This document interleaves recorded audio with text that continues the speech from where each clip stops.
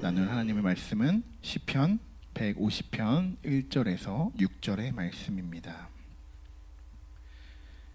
우리 한 목소리로 같이 봉독하도록 하겠습니다. 할렐루야. 그의 성소에서 하나님을 찬양하며 그의 권능의 궁창에서 그를 찬양할지어다. 그의 능하신 행동을 찬양하며 그의 지극히 위대하심을 따라 찬양할지어다. 나팔 소리로 찬양하며 비파와 수금으로 찬양할지어다. 소고치며 춤추어 찬양하며 현악과 퉁소로 찬양할지어다. 큰 소리 나는 제금으로 찬양하며 높은 소리 나는 제금으로 찬양할지어다. 호흡이 있는 자마다 여호와를 찬양할지어다. 할렐루야. 아멘.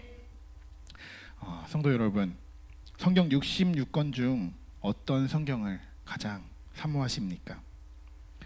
저는 시편이 저의 신앙생활 중에 가장 힘이 되었던 성경인 것 같습니다. 시편 23편은 저의 신앙 고백입니다. 자기소개서를 저희가 항상 쓰게 되는데, 자기소개서의 항상 맨 윗줄에서는 여호와는 나의 목자시니 내게 부족함이 없으리로다 라고 시작이 됩니다. 제가 찬양을 좋아해서일까요? 저에게는 시편을 묵상하면서 받은 은혜들이 참 많았던 것 같습니다. 시편은 총 몇 권으로 이루어지고 있는지 알고 계시죠? 총 5권으로 구성되어 있습니다. 그중 1권에서 3권까지는 아멘, 아멘으로 끝을 맺습니다. 그리고 4권은 아멘, 할렐루야라고 끝이 나고요. 마지막으로 오늘 본문이 포함되어 있는 5권은 단지 할렐루야라고 끝을 맺습니다. 이 5권의 끝맺음은 각기 다른 의미를 포함하고 있습니다. 그중 오늘 본문의 마지막 할렐루야라고 끝을 맺는 이유는 그 어떤 간구나 탄원이 언급되어 있지 않고 온전히 하나님만을 찬송합니다 라는 내용을 담고 있는 것입니다. 우리 다 함께 한 목소리로 할렐루야라고 한번 외쳐볼까요? 할렐루야. 네, 굉장히 어색합니다. 그렇다면 우리가 이렇게 외친 할렐루야라는 뜻을 잘 알고 계신가요? 할렐루야는 세 히브리어 단어로 구성된 합성어입니다. 할렐, 찬양하다, 경축하다, 영광을 돌리다, 노래하다, 자랑하다, 이런 여러 가지 뜻이 있습니다. 루는 너희들, 야는 여호와, 야훼를 이렇게 단축해서 이런 뜻으로 이루어져 있습니다. 그래서 이야기하면 밑에 보는 것처럼 너희들아 여호와를 찬양하라 라는 뜻입니다. 우리 다시 한번 어색한 할렐루야를 한번 외쳐볼까요? 할렐루야. 네, 아멘. 정말 주님을 찬양하시기 바랍니다. 오늘 본문의 1절을 우리 같이 한번 읽어보겠습니다. 할렐루야. 그의 성소에서 하나님을 찬양하며 그의 권능의 궁창에서 그를 찬양할지어다. 아멘. 여기서 두 가지 단어를 살펴봐야 합니다. 한 가지는 성소라는 것이고 또 한 가지는 궁창이라는 단어입니다. 성소는 지상, 땅을 이야기하는 것이고 궁창은 하늘을 이야기하는 것입니다. 이 두 단어가 의미하고 있는 것은 바로 성소와 궁창이 합하여 하늘과 땅에서 하나님을 찬양하라는 의미입니다. 하늘과 땅이 하나님을 찬양한다? 호흡이 있는 모든 피조물들은 하나님을 찬양하라는 하나님의 지상 명령입니다. 오늘 설교 중에 찬양이라는 단어가 계속적으로 나올 것입니다. 성도님들의 신앙생활에서 찬양의 비중은 어느 정도 차지하고 계십니까? 제가 한번 찬양에 대한 이야기를 쭉 해보겠습니다. 어디에 속해 있는지 혹은 나는 그랬는지 아닌지 한번 생각해 보시기 바랍니다. 찬양, 첫 번째로는 좋은 노래로 듣고 끝나버리는 찬양입니다. 노래 잘하는 사람이 그냥 부르는 찬양, 그냥 듣고 그냥 그걸로 끝나버리는 찬양. 두 번째는 그것에 반대하여 찬양 가사에 집중하며 기도하는 마음으로 묵상하며 부르는 찬양입니다. 가끔씩 우리는 이런 분들을 볼 수 있습니다. 가사에 푹 빠져 들어가서 그때 그 시절과 나에게 주셨던 은혜를 되돌아보는 것입니다. 그리고 입만 뻥끗하고 끝나버리는 찬양. 앞에서 하라고 하니까 그냥 중얼중얼하는 찬양. 그리고 나의 마음을 다해 전심으로 부르는 찬양. 전심으로 찬양하는 사람들을 보면 우리가 다르다는 것을 느낄 수 있습니다. 그리고 5만 가지 생각을 다 하면서 부르는 찬양. 찬양을 부르면서 주보도 만지고 시계도 보고 그리고 하나님만을 생각하며 부르는 찬양. 그리고 남의 시선을 의식하며 부르는 찬양도 있고요. 본인의 목소리를 자랑하듯이 부르는 찬양도 있습니다. 그리고 언제 끝나지라고 생각하며 부르는 찬양. 그리고 그냥 예배 전에 하는 그냥 준비 찬양. 예배는 찬양이 끝나면 시작이야. 찬양할 때는 이제 예배가 시작되는구나. 슬슬 들어가서 준비해야지 라고 하는 생각. 준비 찬양이라는 말은 요즘은 그래도 많이 사라졌죠. 저도 이 말을 없애려고 노력하는 사람 중에 한 명입니다. 찬양은 예배를 준비하기 위한 행사가 아닙니다. 예배의 시작은 찬양부터 시작이 되는 것입니다. 오늘의 본문을 보십시오. 할렐루야로 시작해서 할렐루야로 끝나는 것을 우리가 볼 수 있습니다. 이 시간 제가 간곡히 부탁드립니다. 예배의 시작을 알리는 것은 찬양입니다. 그 찬양하는 마음가짐이 준비 찬양이 아닌 예배의 첫 시간으로 드려지길 소망합니다. 그럼 어떻게 해야지 위에 말한 것처럼 그렇게 찬양하지 않고 제대로 찬양할 수 있을까요? 우리 감리교회 창시자 존 웨슬리 목사님이 아주 친절하게 찬송가 부르는 법 5가지를 알려주셨습니다. 그 5가지를 오늘 함께 알아보려고 하는데요. 첫 번째로는 다 함께 부르자라는 것입니다. 조금이라도 처진다거나 억지로 부르지 마라. 만약 노래하는 것이 당신에게 십자가라면 그 십자가를 지라. 그러면 당신은 찬송을 부름으로써 하나님의 은혜를 깨닫게 될 것이다 라고 이렇게 이야기합니다. 두 번째는 열심히 불러라입니다. 용감하게 반은 죽은 듯 반은 졸린 듯 부르지 말라는 것입니다. 용감하게 목소리를 다해 불러라. 자기 음성을 부끄러워하지 말라. 당신이 사탄의 노래를 부르지 않는 한에는 그것을 부끄러워하지 말라라고 이야기합니다. 세 번째, 겸손히 불러라라는 것입니다. 찬송과 가락이 하나의 선율이 되도록 다른 사람과 맞추어라라는 것입니다.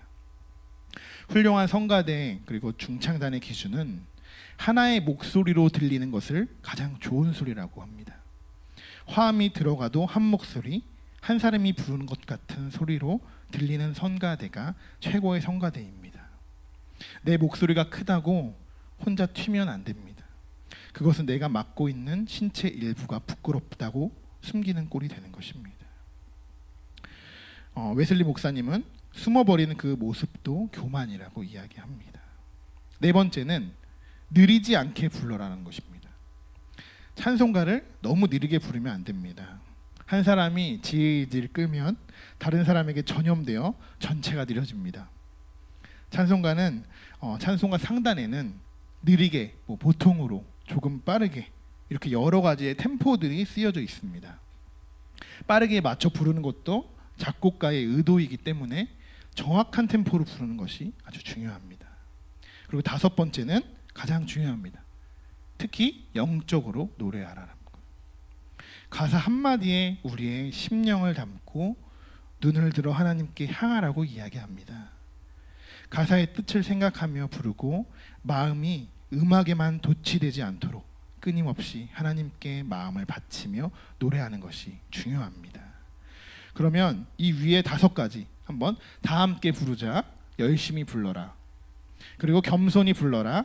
느리지 않게 불러라. 특히 영적으로 노래하라. 마음 담아서 영적으로 찬양하시는 성도님들 되시기 바랍니다. 하나님은 찬양을 가장 기뻐하십니다. 우리를 만드신 이유도 찬양을 드리게 하는 목적이 포함되어 있습니다. 이사야 43장 21절에는 이 백성은 내가 나를 위하여 지었나니 나를 찬송하게 하려 함이라. 아멘. 이 말씀이 하나님이 우리를 만드신 이유입니다. 그러나 하나님은 찬양만 그냥 받으시고 끝나는 분이 아니십니다. 우리가 찬양을 드릴 때 하나님께서는 우리에게 충만한 은혜와 복을 주십니다. 어떤 복을 주시는지 첫 번째는 사탄으로부터 보호해 주십니다. 찬양은 영적인 무기입니다. 사탄으로부터 보호받은 가장 기초적인 방법이 찬양을 드리는 것입니다. 두 번째는 거룩한 예배를 보증해 주십니다. 예배는 하나님만을 향해 드리는 것인데 순결한 깨끗한 거룩한 예배를 드려야 합니다. 이 예배를 거룩하게 드릴 수 있도록 하는 것이 찬양임을 기억하시기 바랍니다. 이런 예배는 하나님이 기쁘시게 받으실 것입니다. 세 번째는 하나님과 개인적인 관계를 유지하게 해주십니다. 홀로 조용히 하나가 되게 해주는 것이 찬양입니다. 네 번째는 하나님의 은혜가 확실히 나타납니다. 찬양을 하는 순간 우리 마음에 찌릿 그런 전기 오는 것 같이 온몸에 감전될 듯 오싹할 정도로 느낄 은혜를 체험하게 됩니다. 성도 여러분, 하나님이 주시는 이 네 가지의 충만한 은혜와 복을 받으시길 소망합니다. 오늘 3절에서 5절의 말씀 우리 같이 한번 읽어보겠습니다. 나팔 소리로 찬양하며 비파와 수금으로 찬양할지어다. 소고치며 춤추어 찬양하며 현악과 퉁소로 찬양할지어다. 큰 소리 나는 재금으로 찬양하며 높은 소리 나는 재금으로 찬양할지어다.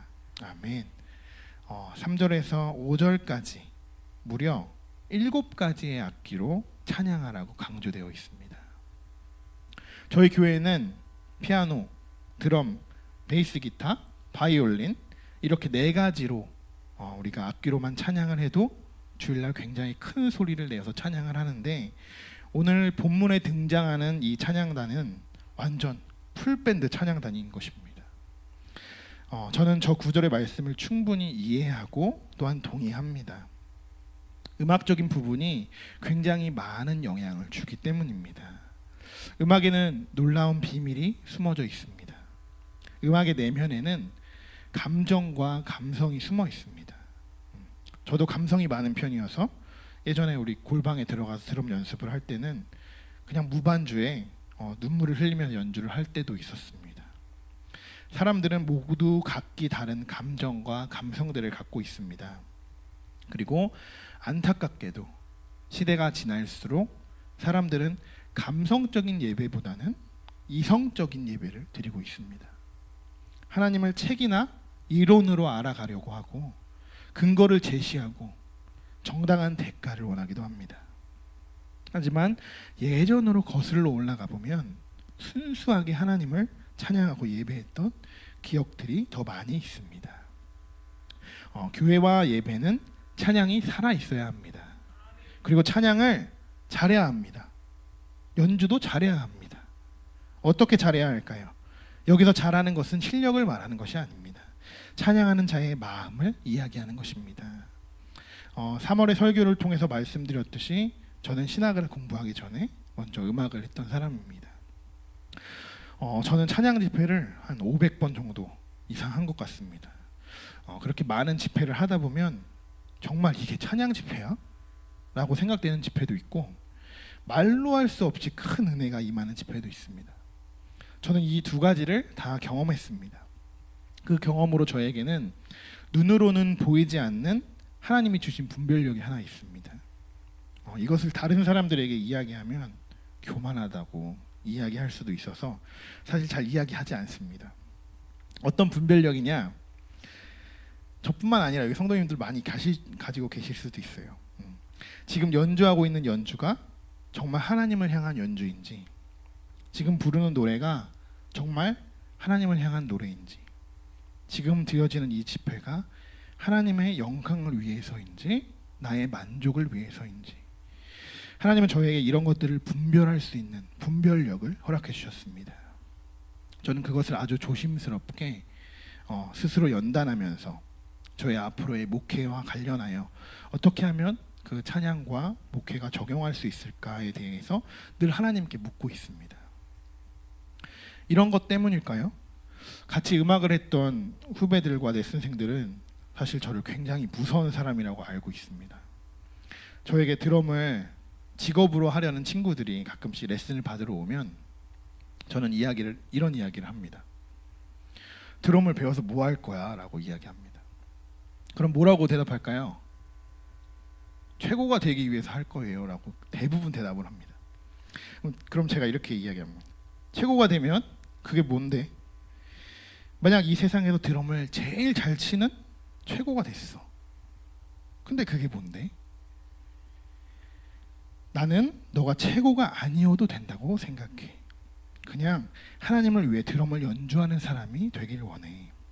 세상에서 아무리 최고가 된다 해도 하나님 앞에서는 아무것도 아니잖아. 하지만 하나님을 위해서 연주하는 연주자가 된다면 그 사람은 하나님이 보시기에 최고의 연주자가 아닐까? 성도 여러분, 하나님을 찬양하는 기준이 아직 잡히지 않았거나 아직도 찬양의 중요성을 잘 못 느끼셨다면 오늘 이후로는 하나님만을 찬양하는 모든 성도 여러분 되시길 소망합니다. 우리 동탄 꿈의 교회에도 찬양대와 드림 찬양대와 우리 찬양팀이 있습니다. 찬양대 찬양팀 성도님들이 보시기엔 어떠신가요?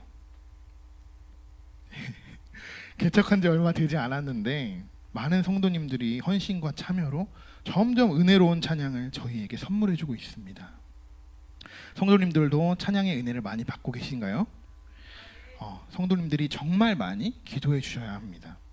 앞에서 지휘하는 지휘자와 찬양대 대원들을 위해서, 그리고 찬양팀을 인도하는 우리 조 전도사님과 싱어들, 그리고 악기를 연주하는 사람들을 위해서, 이분들을 위해 특별히 더 기도해야 하는 이유가 있습니다. 설교를 전하는 목회자들만 뿐만 아니라 우리 교회의 또 다른 영혼들을 감당하는 사람들이기 때문입니다. 위에서 말씀드린 것처럼 음악은 감성적인 감정을 어루만지는 도구입니다. 만약에 오늘 기분이 매우 속상하고 슬픕니다. 그럴 때 찬송으로 하나님께 나의 부족함을 고백하고 나의 모든 것을 주님 앞에 찬양하면 나도 모르게 눈물이 나게 됩니다. 감성은 영적인 관계와 아주 연관 깊이 있게 작용합니다. 내 안에 잠재되었던 있던 감성을 끌어내어 영적으로 하나님과 찬양하게 하는 것, 그것이 저희 교회의 찬양대와 찬양팀이 맡고 있는 사명입니다. 그리고 감정에만 치우치지 않고 하나님께 진심으로 고백하며 찬양 드리는 것, 그것은 여기 앉아 계신 성도님들의 사명입니다. 우리는 신앙생활 중 힘들 때가 있습니다. 또한 말 못한 고민들이 있을 때가 있습니다. 그럴 땐 어떻게 해야 할까요? 하나님께 찬양하시기 바랍니다. 또 기쁠 때 그 감정을 세상에서 풀지 말고 하나님께 찬양으로 그 기쁨을 표현하시기 바랍니다. 찬양 집회를 하다 보면 별의 별일이 다 일어납니다. 집회 장소에 가는 길에 차가 고장나는 일은 다반사고, 연두 도중에 갑자기 이 건반 스탠드가 무너져서 발등을 찢기도 하고, 기타 앰프가 터져버리기도 하고, 드럼이 막 찢어지고 심벌이 깨지고 페달이 고장나고 전기가 막 다운돼서 한전에서 막 달려오기도 하고, 리허설 중에 우리 앰프 믹서가 고장나서 막 급하게 달려가 서울에서 고쳐오기도 하고, 별의 별일이 다 일어납니다. 하지만 이런 상황 속에서도 찬양은 멈춰서는 안 됩니다. 제가 군부대 집회를 어릴 때는 많이 다녔는데, 군부대 집회를 가면 이렇게 교회 우리 강정국 지사님도 계시지만 계급이 높으신 분들이 한 분씩 꼭 계십니다. 그러면 아주 근엄하게 이렇게 딱 오셔서 맨 뒤에 이렇게 서 계십니다. 찬양이 시작되면 장병들 앞이니까 열심히 막 찬양할 수도 없고 뛰어서 찬양할 수도 없고, 그렇지만 시간이 지날수록 그분의 얼굴이 환해지고 어느덧 뛰면서 찬양하는 모습을 볼 수 있습니다. 그분의 마음은 어땠을까요? 군인이기 때문에 병사들 앞에서 늘 권위가 있어야 하고 카리스마도 있어야 하지만 집회를 하는 도중에 어느덧 그 모든 것이 깨져버리고 하나님을 찬양하게 된 것입니다. 예배를 방해하는 그런 상황들은 하나님을 찬양하기에 전혀 방해가 되지 않습니다. 왜냐하면 그것은 사단이 공격하고 있다는 것을 우리가 알고 있기 때문입니다. 악기 소리가 조금 안 나면 어떻습니까? 악기가 하나님을 찬양하는 좋은 도구이기도 하지만 우리의 목소리만 있어도 찬양하기에는 충분합니다. 우리 6절의 말씀을 같이 한번 읽어보겠습니다. 호흡이 있는 자마다 여호와를 찬양할지어다. 할렐루야. 아멘. 우리는 끊임없이 찬양해야 합니다. 하지만 우린 다른 사람의 시선을 많이 의식하게 됩니다. 누군가를 의식한다면 찬양할 수 없습니다. 신앙은 하나님과 나의 관계입니다. 찬양을 드리면 나도 모르게 그냥 두 손이 올라갈 수 있습니다. 그리고 일어나서 뛰며 찬양하고 싶을 때도 생깁니다. 그쵸, 전지사님? 그리고 무릎을 꿇거나 계속 엉엉 울고 싶을 때도 있습니다. 그 솔직한 마음 하나님께 드리시기 바랍니다. 하나님은 이렇게 우리가 하나님을 찬양하기를 원하시고 하나님이 가장 기뻐 받으시는 것 중에 하나입니다. 하나님은 찬양 받으시기에 합당하신 분이십니다.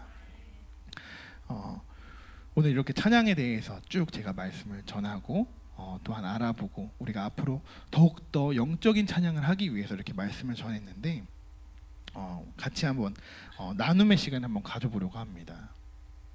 제 설교에는 항상 이런 나눔의 시간이 있죠. 네. 특별한 것이에요. 주일 예배나 이렇게 100분, 200분 되시면은 나눌 수가 없는데 저희는 이게 소규모로 특수부대가 오셨기 때문에 같이 나눌 수 있습니다. 나에게 찬양이란 우리 같이 한번 나누는 시간 한번 가졌으면 좋겠어요. 다 나누고 싶어 하시는 것 같은데 제일 먼저 우리 최숙희 우리 대표님이신데 저희 노이음악원의 또 원장님이세요. 원장님이 느끼실 때 훨씬 더 찬양에 대한 저보다 훨씬 더 전문가시기 때문에 원장님이 느끼시기에 찬양은 어떤 것일까요? 네, 나의 고백. 네, 감사합니다. 네, 또 나눠주실 네, 우리 문은정 집사님.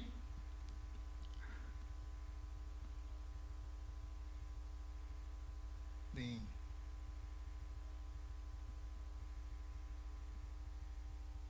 네, 감사합니다. 기도의 또 다른 방법이다. 네, 우리 손을 들고 항상 찬양하시는 우리 정경희 집사님. 회복이요. 네, 아멘. 네, 우리 유지연 집사님. 하나님과 대화하는 거. 네, 다들 너무나도 잘 이야기해 주신 것 같아서 감사합니다. 하나님을 우리가 찬양할 수 있음에 감사하시기 바랍니다. 말씀 구절 10개 이상 외우고 계시는 분. 네, 들으시면 안 되는데 그럼 20개? 네. 네. 저희가 제자훈련이나 뭐 이런 양육 같은데 말씀을 굉장히 외웁니다. 말씀 외우기가 쉽지는 않죠. 네, 쉽지는 않습니다. 하지만 찬송가 10개 이상 외우고 계시는 분, 네, 거의 다 손 드신 것 같아요. 네. 네, 저희가 정확히는 아니지만 그래도 누군가가 시작한다면 그것을 거의 다 따라할 수 있을 것입니다. 장소를 가리지 않고 어디서든 소리내어 찬양할 수 있습니다. 이것이 찬양의 장점입니다. 그렇게 더 감사하시기 바랍니다. 늘 입에서 찬양이 떠나지 않으셨으면 좋겠습니다. 그리고 찬양을 통해서 은혜 주심에 다시 한번 감사하시기 바랍니다. 우리가 좀 전에도 찬양에 대해서 같이 나누어 보았듯이 찬양으로 인해 하나님이 주신 은혜들이 셀 수 없이 많을 것입니다. 그 은혜를 잊지 않고 가슴속 깊이 간직하시길 바랍니다. 오늘 말씀을 정리하겠습니다. 아까 불렀던 우리 찬송가 23장 만입이 내게 있으면 을 작곡한 사람은 찰스 웨슬리라는 사람입니다. 이 사람은 존 웨슬리의 친동생입니다. 찰스 웨슬리는 감성이 뛰어난 사람으로서 시와 찬양을 많이 썼습니다. 실제로 저희 찬송가에도 13곡의 찬송가가 실려져 있습니다. 존 웨슬리의 설교가 1마일이 퍼져나갔다면 찰스 웨슬리의 찬양은 10마일이 퍼져나갔다고 합니다. 때론 찬양은 이렇게 엄청난 위력을 가지고 있습니다. 찬양도 하나님이 주신 축복입니다. 그리고 하나님은 우리의 찬양을 받으시기를 원하십니다. 이제 조금 더 하나님께 성숙된 찬양을 드리시기를 원합니다. 남을 의식하지 않고 나를 지으신 하나님을 생각하며 나의 안에 있는 모든 것을 하나님께 고백하시는 성도님 되시길 소망합니다.